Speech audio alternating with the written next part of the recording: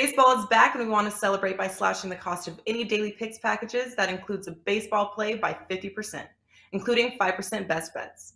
This amazing promotion runs from Thursday, April 7th, when 18 of the 30 MLB teams take part in opening day, to midnight on Wednesday, April 13th, and you can get $25 daily packages for $12.50, 29 daily combo packages for $14.50, $35 5% best bets for $17.50, and $39 5% best bet combo packages for $19.50. Whether you never bet on MLB or just like discounts, save 50% on baseball picks for the entire first week of the baseball regular season.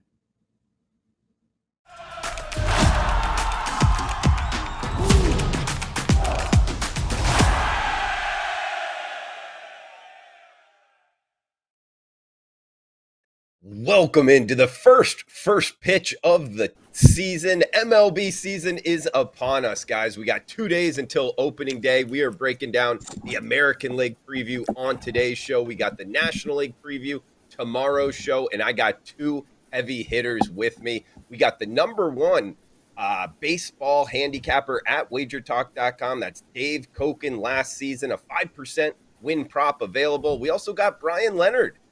12 team selections up on the wins prop right now. 4 of the last 5 profitable MLB seasons. That's Bryan Leonard. Going around the horn here, Dave Cokin, one of the best in the business. Welcome in, buddy. Excited to break down the games with you. Yeah, it's time. Looking to have another successful baseball season. Watching a lot of preseason baseball like I usually do. Not to really gain that much information because a lot of the guys that you're watching will not be playing at the major league level, but I just like watching the games. It kind of gets me in the mood for the regular season, and I'm all set, ready to go. Good to hear, buddy. Yeah, I got a chance to go to a spring training game just yesterday, getting ramped up for the season. So spring training's good. Opening day just 2 days away. Excited for that. And Bryan Leonard, another guy I know that's very excited to do it. He's got 12 season win props up. Bryan, that's a lot, man. I know. Hey, you're most likely going to be very well with it. You have 4 of the last 5 seasons here, profitable MLB seasons. But welcome in. Always excited to break down the games with you, man. Yeah, it's great to be back with the regular crew, and haven't talked to Dave in a while, so it's good to see him. Got to see you at the get-together in Vegas. But yeah, congratulations on getting out to a spring training game. I usually spend a couple weeks in Arizona. Just couldn't do it this year because of the late start, but yep. I'm ready for baseball, I'll tell you that. Yeah, I think we all are here. So let's get after it, guys. The American League preview. We were going to go division by division, starting off in the East, the AL East division winner. We got the futures here. The Blue Jays plus 185, Yankees plus 225, Rays plus 290, Sox plus 500. Hey, Orioles rounding out the bunch here with a long shot there, but hey, maybe can't count out the O's just yet. Dave, I'll throw it over to you, man. Yeah, you can count okay, maybe. Maybe we can't count them out. Yeah. Hey, they got a good ballpark, though. I've never been there, but it does look nice on TV. So let's go through team by team in the division. I'll just take them alphabetically. I think that's the easiest way. Baltimore, there's just, look, I mean, Rougned Odor projects as their starting second baseman. All you have to do is look at that and say, well, that's just bad. Because he's a fringe major leaguer at this point. That's the problem. They've got a lot of fringe guys all over the place. Mancini's a nice player. Mullins is the best player on the team. I think Mountcastle's a guy who's moving forward to some extent. But they're just weak everywhere. There's no real strength of the team, and there's basically no chance they're going to finish any place other than last in the division. The Red Sox, the offense is going to be really good. There's just not a lot of weaknesses anywhere in this offense. I guess you can probably say that Jackie Bradley might be the only weak link offensively, and they make up for him on the defensive end. The key is going to be the starting pitching because Chris Sale is already down, and he's going to be out till at least June. So Eovaldi's going to have to carry the load. They're going to have to get good work out of Pivetta and Houck, and I guess Michael Walker. And that would be my big concern with this team is what's going to happen with their starting pitching. There's a lot of offense in this division. And I think that's going to be an issue for the Red Sox that might keep them away from being a playoff team. Um, Looking to the Yankees, well, you know, I just don't see them as a first place team. They've got a lot of really good names in the lineup, but they're right handed heavy. I mean, Rizzo will be a plus from the left side, but Gallo, who knows? I mean, he just doesn't hit for average. That's the problem with the Yankees. They've got a lot of similar guys who can bomb the ball out of the park, but don't do a lot else.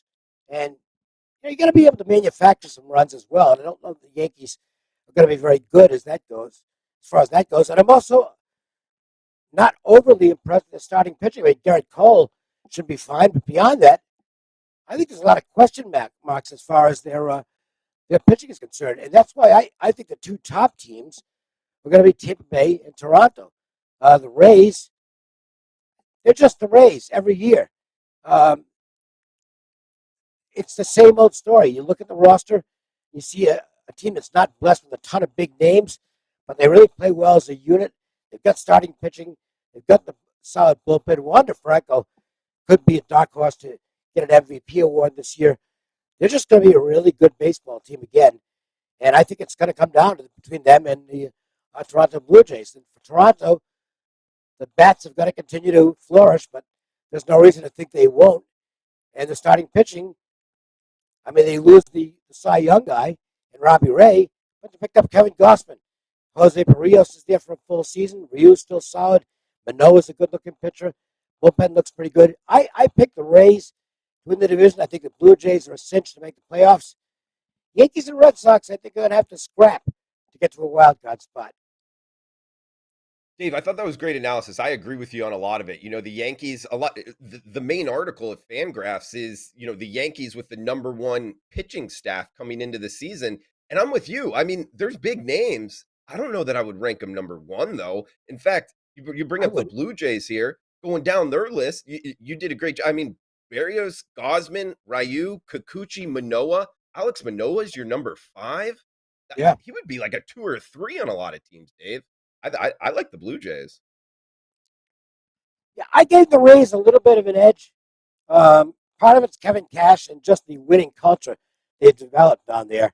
And they just keep following the same recipe. They will trade away players, even with team-friendly contracts. They just traded Austin Meadows, who actually had a very good team-friendly contract, but they wanted Paredes in the prospect, and they're just seamless. They play well every year. And I'll be surprised if they don't win 95 again. Yeah. It's always tough to bet against the Rays for sure in that AL East. They've just proven it year after year. Brian, let's get you in here. I mean, what are you thinking of the AL East? I'm looking at it very similar to both of you guys, but I think Toronto is clearly the team to beat here. You mentioned the starting rotation. I did a show yesterday, and I said with all the injuries the Dodgers have, I said I might take Toronto's starting rotation over the Dodgers at this point. And as for the Yankees, too many question marks. You got Severino coming back from Tommy John. You've got guys out there, Nestor Cortez. Sure, he was pretty good last year. Now the league has gotten a better look at him. I saw something pop up on the screen here. Will the Yankees make the playoffs? No at plus 300. I think that's a pretty good bet right there because Tampa Bay will be the second place team in this division, and Toronto will be number 1. Boston, as Dave pointed out, they're counting on some pitchers that haven't pitched a lot of innings other than the number 1 pitcher there. They've got guys coming out there that got some talent. Hawk's one of those guys that is very good, and they're expecting big things out of him. But, you're right now your closer for Boston. He's down miles per hour, and he struggled last year in the second half of the season. The bullpen for Boston isn't overly impressive. The starting staff isn't overly impressive. Michael Wacha's picked up a couple miles an hour so far this season, and people are looking at that. But when was the last time Michael Wacha was somebody that you wanted to back? I think for a whole on this entire division, there's reasons to bet overs in any game these teams play. The only quality pitching staff is Tampa Bay out of this entire division. When Boston and the Yankees get together, Baltimore, you're going to see a lot of overs in those games. Tampa's got a good pitching staff and obviously good bench players and good relievers, so they might not go over. But to me, anytime Boston, Baltimore, and the Yankees are playing, I'm looking to be betting the over in those games. I like it, Brian. Good breakdown there in the NL East. And Brian, just to follow up here before we go to the Central Division, we do have rules changes, guys, in 2022. Wrote them down here. Want to get them out to you. Of course, for 2022, there's two that will just be for this season. Then they'll revisit them. It's 26 to 28 players on the roster for the first month of the season. Also, the ghost runner on second base to start extra innings that will be here for 2022. And then and beyond, they have changed some rules going forward until they change them back, possibly in the future. But as of right now, this is change for MLB, the DH in the National League, a 12-team postseason. Also, minimum stays for pitchers on the IL from 10 to 15 days. That could affect some teams. And also, one here that I think might affect the Tampa Bay Rays is a player can only be optioned 5 times down to the minor leagues after May 2nd. After that, he must pass through waivers so every other team has an option. So if you got a good bullpen arm, something like that, you're likely not going to put him down there for the 6th time because another team might grab him up. So Brian and Dave, I'll ask you guys a question, but you bring up the go ahead, Dave, if you want I to was comment going to on say it. you left out what I think is the biggest rule change. It's the Otani rule because in games that he pitch, in the games that he pitches, and this is true for any pitcher, but it's obviously really going to apply only to Otani. In games where he's pitching, once they take him out of the game, he can still DH, so he won't be out of the game, and that is a huge, huge plus for the Angels. Um, I mean, that rule clearly favors the Angels more than anybody else. And I think it's significant in terms of handicapping Angels games this year when Otani pitches. He's not, if he has a bad game throwing, he can give up 7 runs in the first inning. Under the past rules, he'd be done. That's it. Game over. He's going to be able to stay in as a DH now. So this is a rule that, and I think they made the rule for Otani specifically, and it's something that should benefit the Angels. Yeah, absolutely. And it's entertaining for baseball fans to see him bat as well. I like that they did that, me personally, anyway. And Brian, want to get your thoughts on the rules changes and also because of your bet on your look towards the Yankees not making the playoffs at that big plus price. It is a 12-team postseason now. How much do you think that affects it? Yeah, it has a little bit of an effect. I happen to be high on the Minnesota Twins this year. I think they may finish ahead of the Yankees, but yeah, a lot of good rules, a lot of rules I don't care for. I still don't like the ghost runner on second base. I do think they're going to do the 9-inning doubleheaders this year as opposed to 7 last year. I believe that was one of the changes. The DHs in the National League obviously are going to help. Normally, Dave and I both play fantasy baseball. Normally, you try to take a lot of, if you've got a mixed league, take a lot of pitchers from the National League because you're going to get that extra strikeout, a couple of those every game because you're facing pitchers. Well, now they play DHs, but you look over some of these National League teams, their DHs, I don't know how much better they are than starting pitchers. So the American League's been doing it for longer. I would expect the American League to have a big advantage once again in that regard in when they play interleague games. But I'm just excited for this whole thing to start off, and with the extra teams making the playoffs now, it should be better for everybody. And plus, with the rules, with the younger players be able to start the season, we've got some big names coming out that are going to start the season here, and that's always good for baseball. Well said, Brian. Excited with you. I think the 12-team postseason as well. The top 2 division winners get a bye. The other 4 in each league play a 3-game series, so that will be fun in the playoffs to watch that. But to each his own on, hey, how much you want the importance to the regular season, 12-team playoff. We'll see how it goes in 2022. Let's break down the American League Central now, guys, as we're doing our American League preview here on First Pitch. 1:45 Eastern time going forward here. We got National League preview tomorrow before opening day. But Brian, we'll come to you first here in the Central. White Sox minus 200. So you're having to lay a number here for them to win the division. Heavy favorites, Twins plus 525, Tigers plus 750, Guardians, that used to be called something else there, the Cleveland team. Not really sure what we're allowed to say. Plus 1,100, plus 1,400 there on the Royals, rounding it out your thoughts here on the Central Division. I know you already mentioned the Minnesota Twins, Brian. Yeah, the Chicago White Sox are the team to beat, even though you couldn't have probably gotten worse timing for their injuries. They trade away what is now the LA Dodgers closer in Kimbrel, and then the same day, Crochet is to have Tommy John surgery. The back of that bullpen, they still got some good. Bummer's a terrific player. They still got a lot of people back there that are good, but they're not quite as they don't have the depth that they've had before. They've got a lot of bats in the lineup that is very good. Don't know if they're very good defensively. We'll have to find that out. But the White Sox are a little, in my opinion, they're a little bit overrated at this point. I think we'll be able to make some money betting against them. I like the Twins. I like the Twins organization. I like any organization that doesn't spend a lot of money and is able to compete. The Oakland A's have always been that way. The Cleveland Indians have always been that way. But the Twins, I like this Twins team. Some of their players came in out of shape last year. And if you watched the Twins play, it was clear that they'd started the season expecting to play for the playoffs. And as the season went on, it was such a disaster. They kind of tuned it out all season long. I expect a much better effort out of the Minnesota Twins this year. You mentioned the Detroit Tigers. That's one of the teams. I've yet to meet somebody who doesn't like this Tigers team. The only problem for me on the Tigers is they've got a lot of talent, young talent, especially at pitching, but they haven't shown it yet. So if the talent comes through, Detroit could contend in this division. But when you've got as many talented arms as they have, they're not always going to come through. So right now we're looking on speculation, but I do like this Tigers team. The Royals are a team that everybody's writing off, but I happen to like the Royals. They've got some pitchers going. Obviously Greinke coming back. He's not your traditional number one, but he will help some of these younger players. It's a good pitcher's ballpark for their young arms, so I like the Royals in that regard.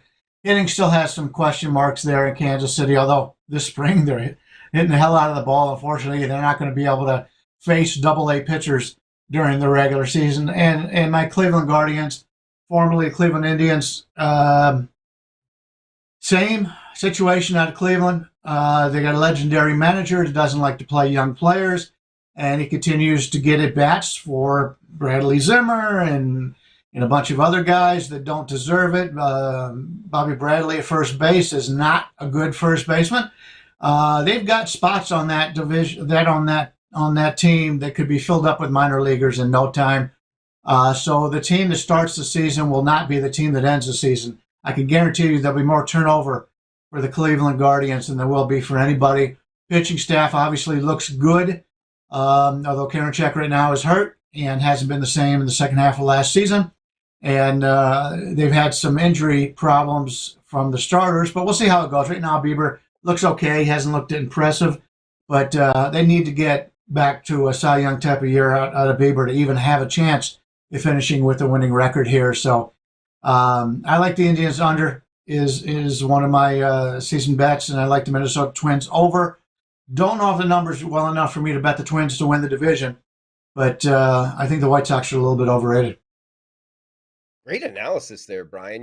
Guys, when you get a Cleveland fan betting his team under, I usually kind of make a mental note of those. Those usually are good bets. You bring up the Detroit Tigers as well, and we're going over to Dave now. By the way, guys, Dave is MLB number one net profit earner at WagerTalk over the last 3 seasons. Number one last year, 2020, 2021, and he's got a free play up. You can read the detailed written analysis on the Detroit Tigers season win prop here. So, Dave, I'll throw it over to you for your thoughts on the Tigers, also for your thoughts here on the American League Central.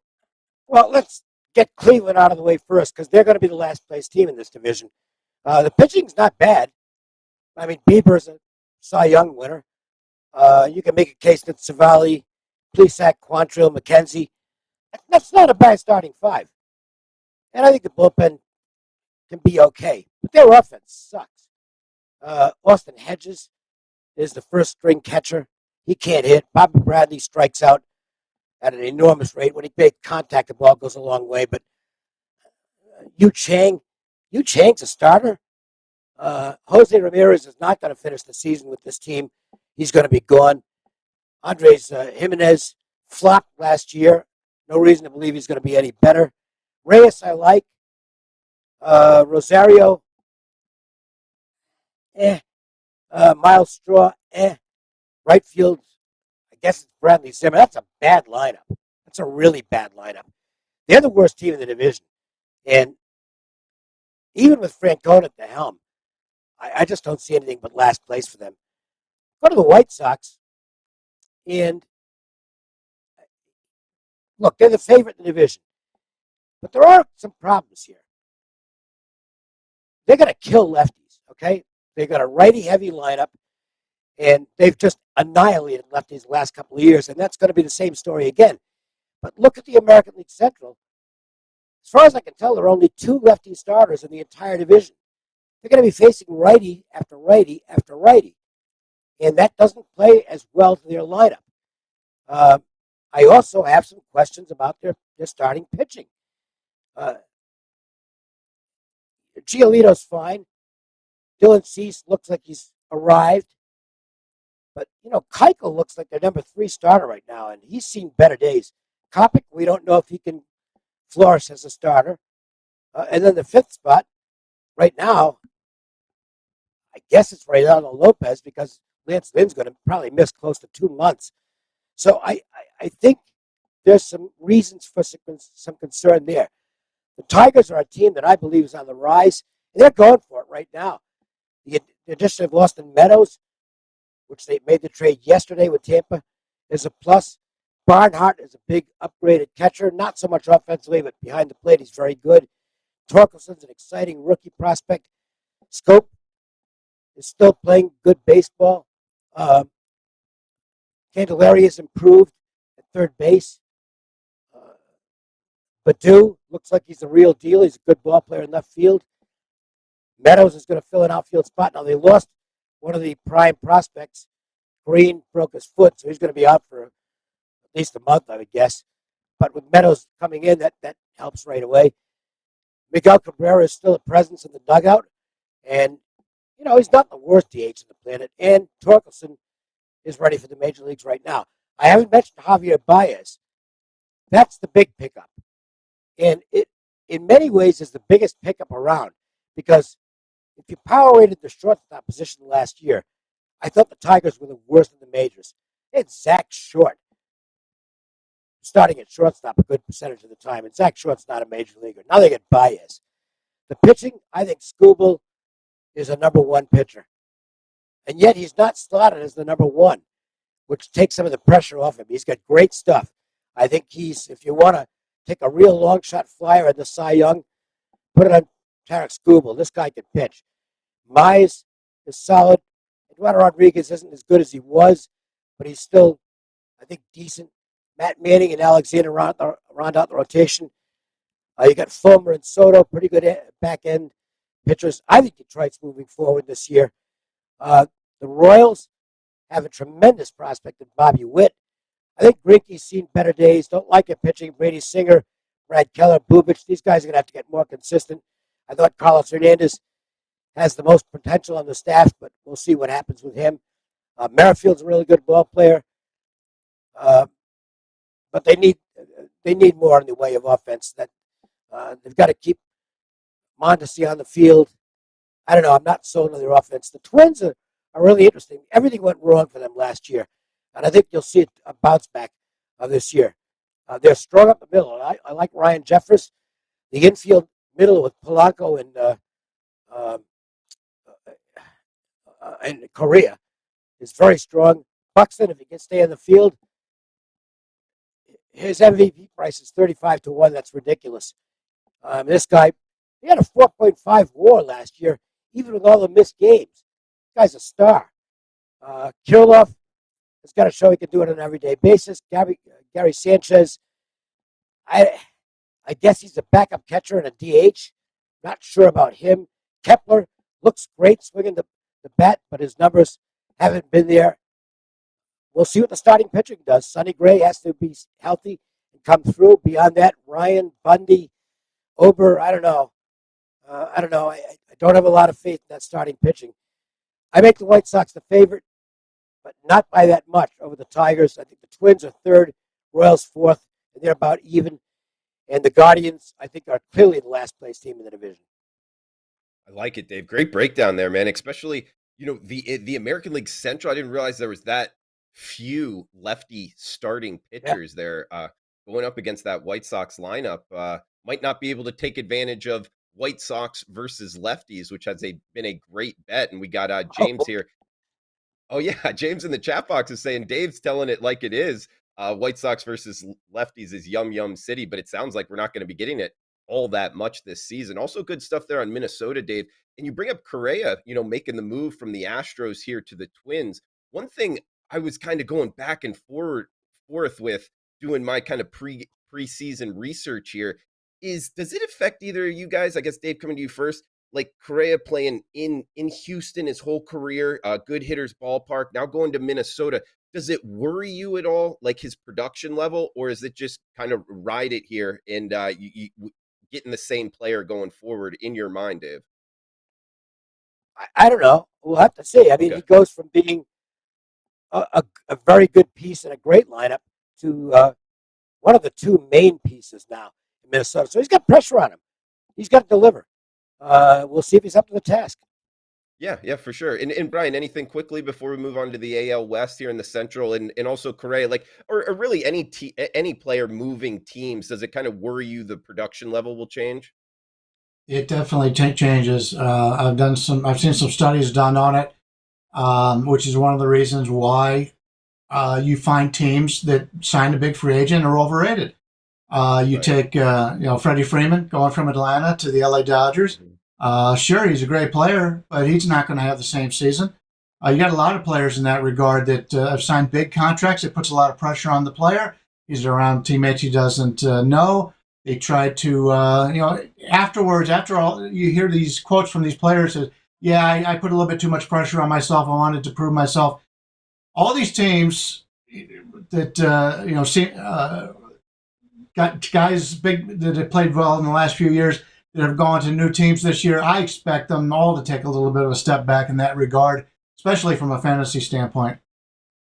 Okay, good stuff, Brian. Is guys, we go from the Central to the American League West now, and Dave, we can come to you first. Of course, we got the AL West Astros, another having to lay a number here. If you're wanting a future here on the Houston Astros, minus 175. We got the Angels plus 400 there. Ohtani and Trout in the same lineup getting plus 400. I don't know. Mariners plus 460, plus 1800 on the Rangers, and the A's plus 3500. Dave, one thing I noticed is, you're on the Tigers. Great analysis there.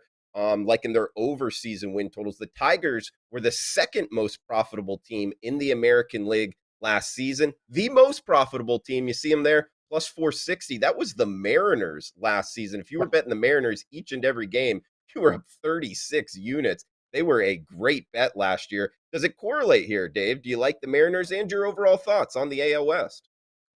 I'll start with the Mariners.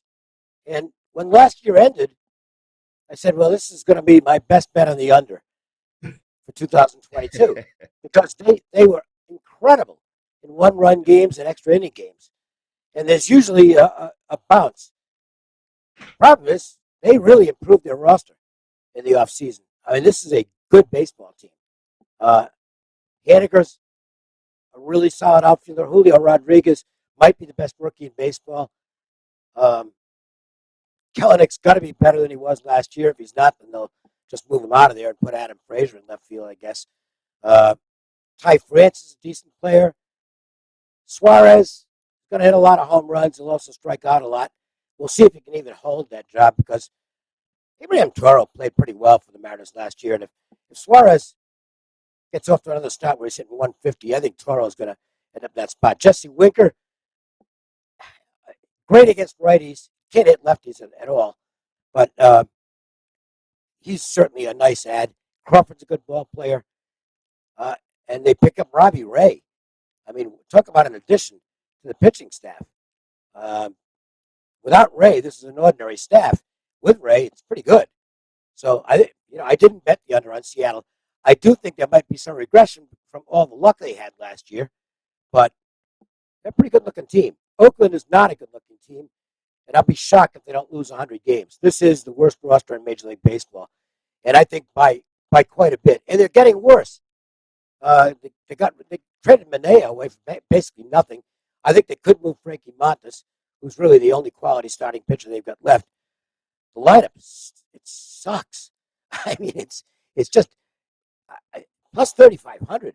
Should be more like plus 350, 3,500. I mean, they're terrible. Let's see, who am I? Texas. Texas is going to be better than they were last year. That was my big under bet last year, was the Rangers, and it was a very easy winner. They'll be better than they were last year because they've made a couple of improvements in the offseason. Brought in Mitch Garver, who I think is definitely going to help them behind the plate. Marcus Semien is a big pickup. Seager is a big pickup. They're going to be better than they were a year ago, but they're still not good, and the main reason is the starting pitching. John Gray should be a help. Dunning, I'm not so sure. Martin Perez looks like their number 3 right now, and you can draw a line right there because if Perez is your number 3, you got some problems, and I don't trust the bullpen. And they're in a very good division. We talked about Seattle being pretty good. Let's get to the Angels because I think the Angels have got a legit chance to catch Houston. They've got to stay healthy, obviously, but this team is loaded. Ohtani, you would assume Trout's going to be out there for 140, 150 games. Rendon. I mean, Rendon and Trout played 17 games together last year. 17 out of 162. You got to think that'll change. Ohtani's a superstar. Marsh is a really good young prospect. Jared Walsh has established himself as a quality first baseman that can hit for power. Joe Adell is rising. If he can't get it done every day, they can move Jose Rojas in and out of the lineup. Matt Duffy's a good depth guy. Fletcher, we haven't even mentioned Fletcher, who wanted to be at shortstop, and now he is. And the rotation gets a huge boost if Thor can stay healthy. And he look, I don't know if he can stay healthy or not. All I can tell you is I've watched him pitch twice in spring training, and he looks like Noah Syndergaard. His stuff has been terrific. Sandoval's a guy on the rise. Suarez is not a bad back-end guy. Michael Lorenzen is back home, and he's not a bad back-end guy. And Ohtani, of course, is an absolute stud. I think they've got a chance to catch the Astros.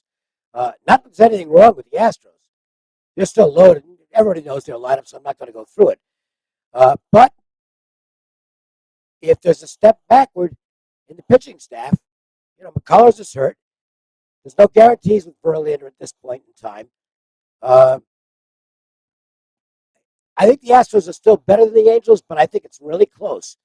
So in terms of value, I think the Angels do offer some value. I think they're a playoff team this year. I know they've fallen on their face before, but this year I don't think they're going to. I think the Angels are going to be a 90-win team this year, and I think you're going to see them in the postseason. Great stuff, Dave. Yeah, they get Syndergaard back to his top-level potential, and we got Coin agreeing with you here in the chat box. Always welcome in, Coin. Trout, Ohtani, Adell, Rodon, Marsh in that lineup. You're right. Watch out for the Angels, guys. Pretty good. Brian, let's get your thoughts here on the AL West. And, guys, a reminder, Bryan Leonard, check him out, WagerTalk.com, for the last 5 MLB seasons. Profitable. He's also got his 12-team season win total prop available and a free play in the NHL. If you're an NHL bettor towards the Penguins, -120. You can also read detailed written analysis there at his page, Bryan Leonard on WagerTalk.com. Brian, what are your thoughts here? American League West. Yeah, Dave touched on the Angels, and I think between the two of us, we've probably gone a decade without losing an Angels season win total because we're always betting the Angels under. And since they're out there in California, they're a big market team, and a lot of people like to bet on the Angels. A lot of star power with Mike Trout and, Ohtani. I'm not going to bet the Angels under. Dave pointed out all the talent that they have. But my question is, can they stay healthy? The best 2 hitters in the lineup, Mike Trout and Anthony Rendon, have injury problems in their history. Trout's not in his early years, but the last few years he's had a hard time getting on the field. Rendon's the same way. Ohtani, because he hits and pitches, is a double whammy for a chance to get injuries. That's a concern. Taylor Ward, I think, is a guy that's undervalued in that lineup. I wouldn't be surprised if he sees 400 at bats here and gives them a good season. But look at the Angels pitching staff. You mentioned Syndergaard. Yeah, he's great right now, but he's had a lot of injury problems. Same with Michael Lorenzen, a guy who's transitioning from the bullpen to the starting lineup as a starter. And he's, you've seen Lorenzen. He looks like he could be a boxer. I mean, the guy's in great shape, but he's bulky, and bulky guys get hurt. And that's the problem you have. I do love Reed Detmers from the pitching staff. I think if he comes through, they're going to be in really good shape. But, the Astros are a team you can't neglect. I mean, these are guys that have done it every year. They continue to lose big name players. Correa this year, but they find people to take their place. Pena at shortstop is a guy that I've heard nothing but good things about. The other players on the team have talked about him. He's quiet, but he's confident. And this is a team in Houston that is a confident team. And the guy, obviously, Verlander back this year. I've never seen a guy look so good after Tommy John surgery in his first 2 or 3 spring starts. But that's just a Verlander. That's just the way he is. He's a bulldog out there. It's like Scherzer pitching for the Mets this year. But the Astros, to me, are the team to beat here. Dave doesn't like the Athletics. I agree. They've got a lot of young guys. In fact, we're living in Las Vegas here, the AAA team for the Oakland A's is right here in Vegas. And in the paper today, they had a listing of all the players that were going to play. And none of them are guys that I'm that familiar with, because they've only had a couple guys that have made cups of coffee in Oakland. Most of the guys that were halfway decent are already back up to the team this year. So that's good news for them. Bad news for their minor league system is all these guys have had to come up and take positions away from the best players on this team. So it's a rebuilding year, obviously, for the Oakland A's. But if you take a look at this team over the last decade, 2 decades, they've been a very good team. They played over their heads every single year. They've got guys, and we all know Moneyball. They've got guys that know how to coach and how to draft these players. So I'm not going to write them off as a 100-loss team yet, but yeah, they'll bring up the last place in this division. I do like this Mariners team, but as was pointed out, when you have teams that are as good in one-run games as the Mariners were last year and have a winning record, even though they were completely outscored on the season, there's going to be a bounce back. Problem is, they've basically got everything on free agency and brought guys in. So I don't like it the first year when guys come to a new place. So the Mariners, to me, out of any team in Major League Baseball, I could see them winning 100 games. I could see them losing 100 games. It's a situation for the Mariners. It's just up in the air right now. And the Rangers, Dave pointed out the pitching staff. I don't like this pitching staff whatsoever. They're not sure who their closer is going to be. Their back of the bullpen is weak. Sure, they're going to hit a little bit better, but the Rangers were a bad team last year, and they're going to be a little bit better this year. But I still think this whole division comes down to the Angels and the Astros. Wouldn't surprise me if the Mariners are right in there, but the Astros are clearly the team to beat in my regard. All right, looking towards the Astros. Also, the Mariners there, win 100 or lose 100. Talk about volatility there in the Pacific Northwest, Brian. I like it, man. Stepping out on a limb there. We got Bryan Leonard at B Leonard Sports on Twitter for the last 5 profitable MLB seasons. 12-win season package up for his win totals there, WagerTalk.com. Dave Cokin as well, at Dave Cokin on Twitter. #1 baseball handicapper 2021, and a 5% wins season win total up, and a free play on the Detroit Tigers. Go check it out at his page. Guys, going around the horn one more time. Any final thoughts for the show? I know we had the futures there for the AL graphic we can throw up. If you got anything there, Dave, of course, best bets, it's always tough, guys, but do put down on your lists here, on your calendar. We'll be going each and every day, 1:45 Eastern, 10:45 a.m. Pacific time. First pitch right here on the Wager Talk YouTube channel. We will be giving out best bets. But Dave, throw it over to you. Kind of final thoughts for the show here. Just not throw one out. I think I mentioned it when I was talking about the Twins. Look, Ohtani's the favorite to win the MVP because, what he does. He's a two-way player. But you want to take a shot at 35-1. I'd take Byron Buxton is a great player. And if he can stay on the field for 150 games, I'd take my chances at 35-1 to win MVP. So there's a little I'm going to make a 1% prop on that. Nice, little 35-1, Byron Buxton. I like it. And Brian, what about you, man? Any final thoughts here for the show? Yeah, I think Toronto's clearly the best team in the American League, and I think they go to the World Series. That said, if Byron Buxton plays 150 games, the Minnesota Twins at that price range, what is it, 25-1, 28-1?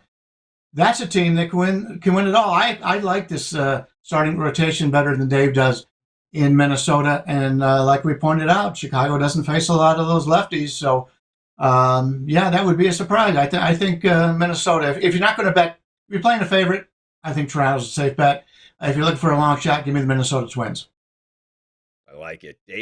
Dave Cokin, Bryan Leonard, guys, they'll be back later this week as well. We got opening day on Thursday. We'll have best bets for you. If you're watching on replay, feel free to chime in below. Let us know your thoughts on the show. Hopefully we helped you out getting ready for the MLB season. So huge thanks to the guys behind the scenes producing it as well. For Dave Cokin, Bryan Leonard, I am Drew Martin. Guys, we'll be back tomorrow. Come back and join us. Best of luck with your bets until then. Thanks for tuning in. Tuesdays is known as $2 Tuesdays at WagerTalk.com and SportsMemo.com, where you can get the hottest handicappers' best bet or daily package for only $2.